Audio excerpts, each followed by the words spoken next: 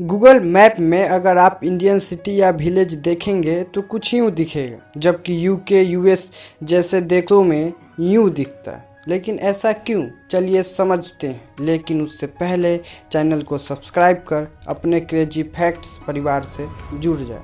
वर्ष 2005 में जब गूगल मैप लॉन्च हुआ तब गूगल सैटेलाइट ने सभी देशों को अपनी मैप पर दिखाने का निर्णय लिया, परंतु उस समय यह नया था, इसलिए ज़्यादातर देशों ने अपने देश की मैप और संवेदनशील इलाका दूसरे प्लेटफॉर्म पर साझा करने से मना कर रोक लगा दी। गूगल पर देश के मैप न डालने वाले बहुत से देश थे।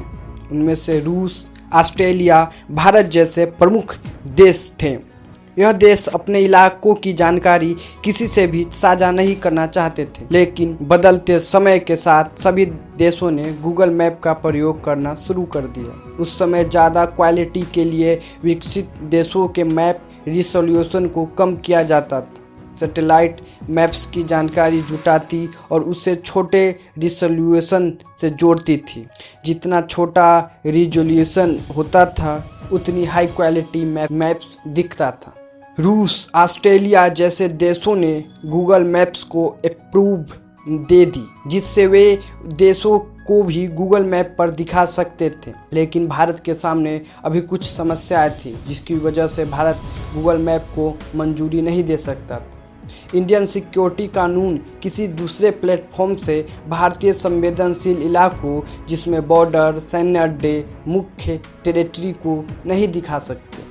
इन्हीं सुरक्षा कारणों से भारत गूगल मैप को हाई रेजोल्यूशन पर मैप दिखाने पर प्रतिबंध लगा दिया। सुरक्षा सलाहकारों ने गूगल को इंडियन मैप को फुल ब्लैक करने को कहा, लेकिन गूगल मैप्स का कहना था कि इतने बड़े रीजन को मैप पर ब्लॉक या ब्लैक करना अजीब होगा। लेकिन अंत में गूगल ने इंडियन मैप को ब्लर कर दिया, जिससे इंडियन मैप को साफ साफ नहीं देखा जा सकता। ऐसा करने से इंडियन रूल्स भी ब्रेक नहीं हुआ और गूगल भी सिक्योर रहा।